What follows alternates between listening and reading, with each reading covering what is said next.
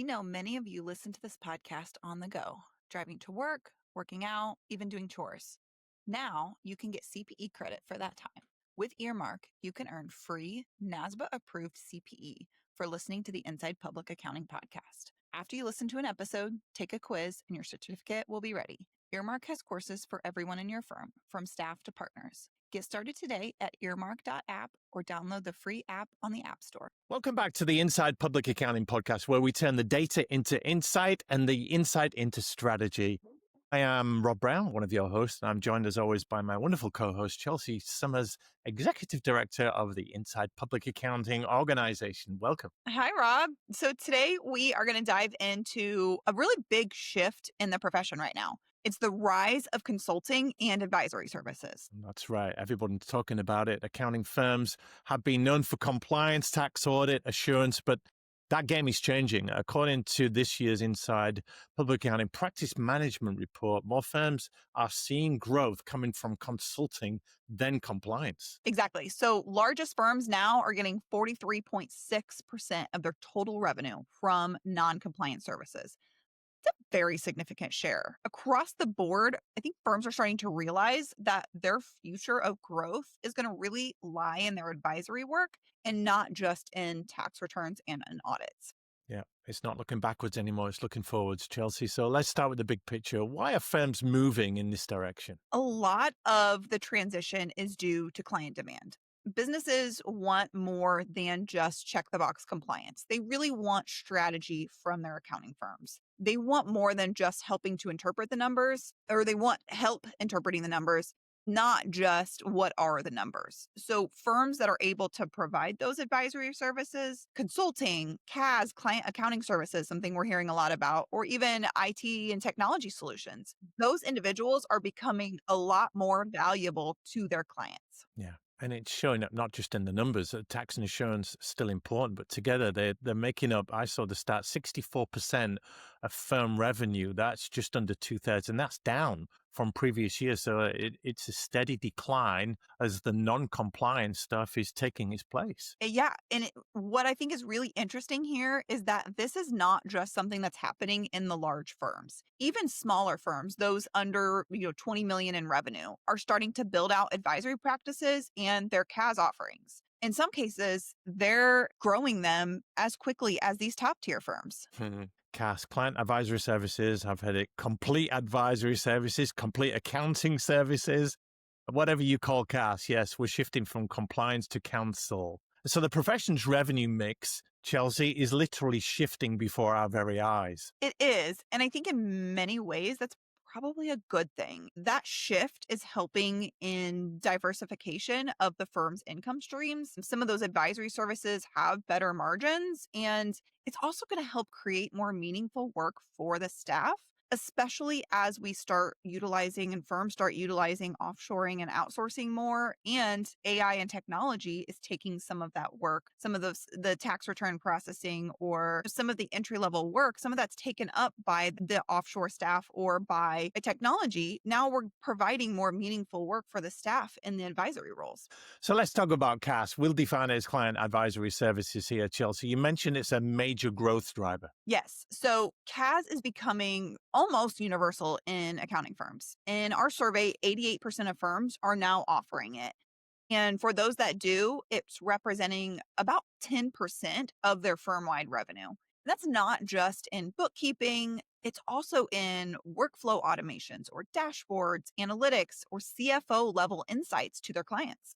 So could we say it's not just compliance, it's supporting the decision making? Yeah, absolutely. CAS is helping to put firms in that consultative role. You're no longer just their accountant. You then become their strategic partner in their business. Wow, that is a very different kind of relationship, and accountants have got to get used to it because it does make stickier clients, doesn't it, when they can do that? It does. We typically see that the CAS clients are more loyal and they're also more profitable, and they're helping to open the doors for higher value projects like forecasting, like process improvement, or even M&A advisory if it comes up. Well, you started to mention different kinds of advisory. Let's dig into that a little bit. So, in fueling the non-compliance growth beyond CAS, what other consulting areas are emerging? So we're seeing strong growth in a couple other areas. Investment advisory services, we're seeing it in IT consulting, business valuation, and even in cybersecurity. Roughly 25% of firms are earning revenue from investment advisory work, and 1 in 4 firms report having an IT consulting practice. And those are numbers that we're seeing climb every year when we do the survey. Such a definite signal that firms are redefining what accounting even means.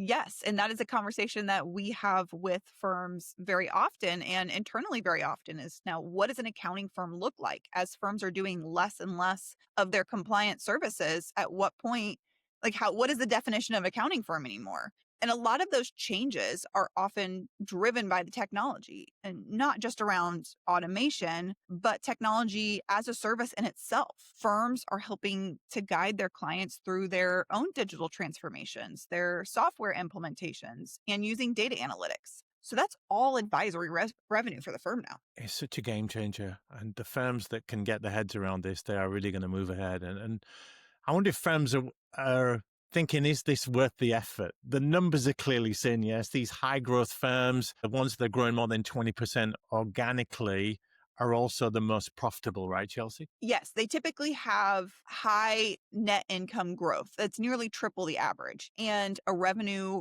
per equity partner that's 15% higher. So that's not just they're growing, that's really strategic growth. That's sustainable growth too. We talked about that Yes, in an earlier episode. And those firms that these have leaner personnel costs, right? they do. These high growth firms, they keep their personnel costs around 43% of their total revenue and compare that overall to the average about 49%.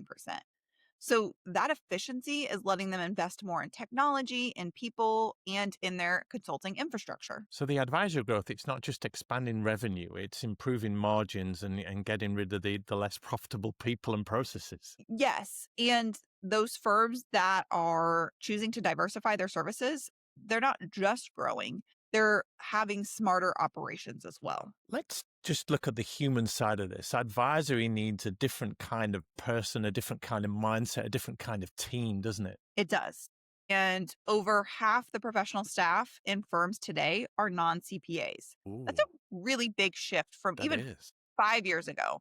So Yeah. firms are no longer just hiring accountants on the CPA track. They're hiring technologists, they're hiring data analysts, project managers. These people are individuals who are thinking differently and they're helping to bring new skills to the table. And that's really what advisory work is going to require. It's not just interpreting financials. It's about connecting the data to the strategy and helping to make the clients faster and smarter business decisions.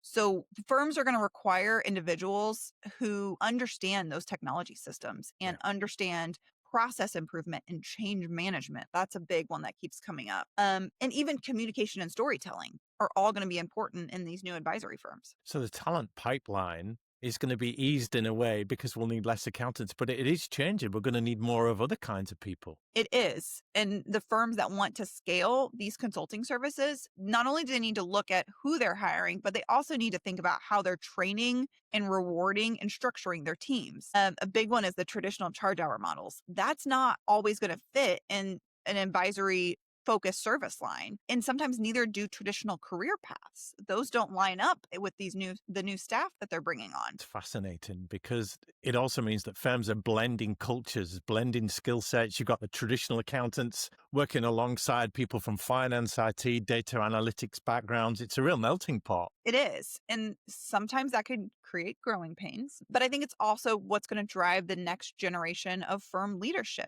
Those diversity of perspectives and diversity of experiences. I think all that's a net positive for the firms. So here's the part that caught my eye in the report, Chelsea. Traditionally, accountants have really struggled with advisory services because they've not known how to price it, how to promote it, how to even deliver it sometimes. So despite all the innovation in services, firms are still relying on the chargeable hour, billable hours, the hour times rate, aren't they? The old ways. They are. And I was pretty surprised to see the metric this year. 67% of all revenue is still coming from that billable hours multiplied by rate model.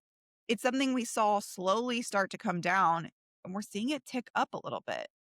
That the fixed fee and value pricing were often seen as the future, but they're slipping, not rising. And I think firms are going to really need to figure out that discrepancy if they want their advisory practices to grow. That's alarming because you think advisory would force a change. Yes, you would think so, but I think the old habits are dying really hard at these firms.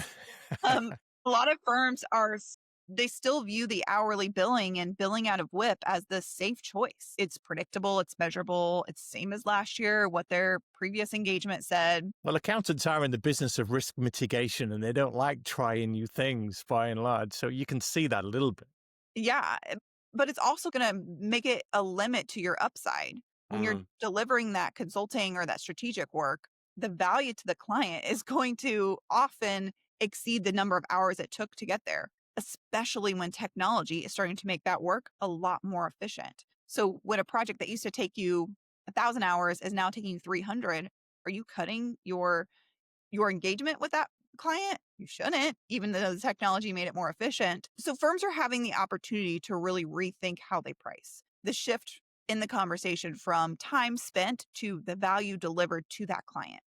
mm, Some firms are starting to experiment with you doing retainer models or outcome based pricing or bundling their advisory packages together, and they're seeing stronger margins and better client alignment. yeah.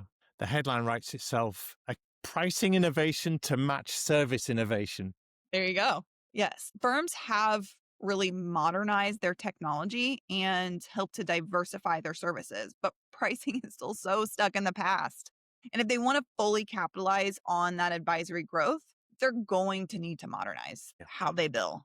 And it can't just be for time anymore. It's not about changing just for change sake. It's about building models that reflect the value of the insight and strategy they provide. These firm leaders need to be confident in the value and price based on that confidence. Well, we are calling it here, and we're giving you the data behind the stories, you lot. So you've got to go out there and change it. You can definitely, it needs some conversations with clients that are courageous because you're going to have to reprice and go to the value and the impact of what you're doing, the results of what you're doing. Chelsea, this has been great. Let's wrap things up here. What does the future service mix look like 2, 3, 5 years from now? And the crystal ball behind me on my bookshelf tells me I think that if the current trajectory is going to hold, we're going to see non compliant services easily surpass 50% of revenue within Yeah. the next year or two. That's a major redefinition of what it means to be a public accounting firm. If we're going to do that, compliance is going to be still a foundation. It's not going away, but consulting is going to be the engine. Exactly. And the firms that balance both. So they have a steady base of compliance, but the scalability potential of advisory, those are going to be the ones that are going to thrive. Yeah, so the compliance is going to be the bottom of the pyramid, the stable bit, and then advisory is going to be everything else. That makes so much sense. And Mhm. it's a perfect place to end. The data tells us a clear story. Consulting is not just an add-on. It's not just an optional luxury. It's not just something you might enjoy doing. It's becoming the core of accounting firm growth. It is. And for firm leaders, this is a good time to take a look critically at your service mix and at your talent strategy and at your pricing models. So the firms that adapt are going to be the ones that are defining in the next era of public accounting. Beautifully said.